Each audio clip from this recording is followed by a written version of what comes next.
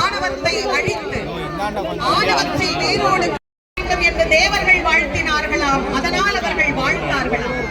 பிறர் வாழ வேண்டும் என்று யார் வாழ்த்துகிறார்களோ அவர்களே வாழ்வார்.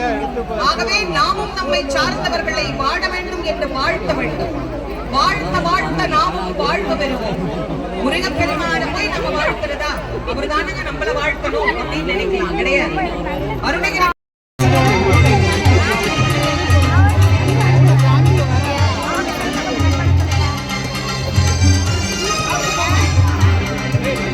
வழிகாட்டுதலின்படி, காவல்துறையினுடைய ஒத்துழைப்பின்படி நாம் இந்த விழாவை இன்னும் சிறப்பாக நடத்த வேண்டும் என்று உங்கள் அனைவரையும் அன்போடு கேட்டு மகிழ்கின்றேன்.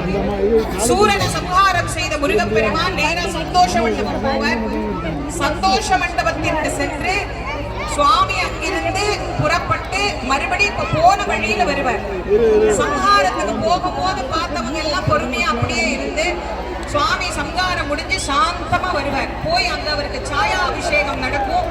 அதுக்கு பிறகு முருகப்பெருமான் எல்லோருக்கும் அருள் புரியக்கூடிய நாயகராக நமக்கு காட்சி தருவார். பக்த கோடி பெருமக்கள் அனைவரும் பொறுமையாக அமைதியாக இருக்கணும். ஒவ்வொரு பாக்ஸ்ல இருந்தும் அடுத்த பாக்ஸுக்கு போறது கஷ்டம், போக முடியாது. அதனால தயவு பண்ணி எல்லாரும் அந்த பக்கம் போய் டம்மாகாதீங்க. அந்த பக்கம் கூட்டம் நிறைய சேராதீங்க. கடல்ல குளிக்கிறவங்க ஜாக்கிரதையா குளிங்க. விரதம் விடுறவங்க கவனமா விடுங்க. இந்த முதலுதவிக்கு கொஞ்சம் வழி விடுங்க. இந்த முதலுதவி பக்கம் நிக்கிறவங்க கொஞ்சம் சீக்கிரமா வழி விடுங்க. இந்த பக்கத்துல கொஞ்சம் தயவு பண்ணி யாரும் நிக்காதீங்க. கொஞ்சம் கூட்டம் ஒரு பக்கமா நிறைய சேர சேர நமக்கு கொஞ்சம், ஏன்னா விரதம் இருக்கிறவங்களுக்கு திடீர்னு மயக்கம் வந்துடும். அதனால நான் திரும்பவும் சொல்றேன், கொஞ்சம் ஜாக்கிரதையா இருங்க, கவனமா இருங்க. பாதுகாப்பாக நாம் இந்த கந்த சஷ்டி பெருவிழாவை கொண்டாடி மகிழ்வோம்.